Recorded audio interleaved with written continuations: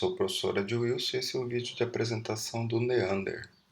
O Neander é uma máquina hipotética utilizada em cursos de arquiteturas de computadores e sua descrição está no livro Fundamentos de Arquitetura de Computadores, de Raul Fernando Weber.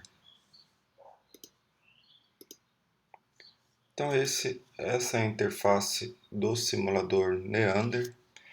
Ela é composta por 4 janelas flutuantes. Esta janela mostra o programa que está carregado na memória e esta outra os dados da memória.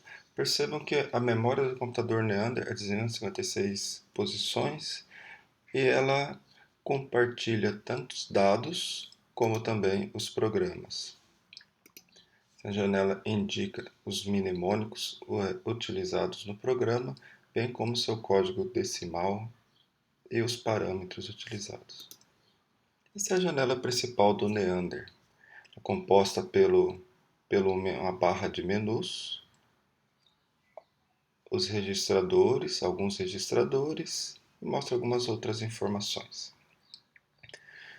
O AC indica o conteúdo do acumulador do programa, do acumulador da máquina, ela mostra tanto em decimal como binário. O PC é o contador de programa, indica a instrução que será executada. E aqui embaixo são dois flags, N e Z, indica valor negativo ou se está zerado. Aqui, esses botões alternam entre números decimais ou em hexa, são utilizados. Percebam que aqui indica os endereços decimais e aqui em hexa. E esse botão é para executar o programa completo ou executar passo a passo, semelhante à função F8. Do lado direito, os acessos, a quantidade de acessos à memória e de instruções e a instrução que está sendo executada.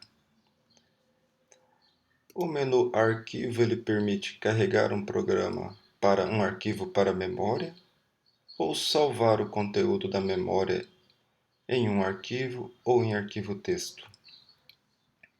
O menu Editar é um menu tradicional de recortar, copiar, colar ou apagar, bem como a alternância de exibição de modos decimal ou hexadecimal. O menu Visualizar permite exibir ou ocultar a janela de memória, especificamente a parte de programas ou de dados, os códigos mnemônicos e os mnemônicos relativos.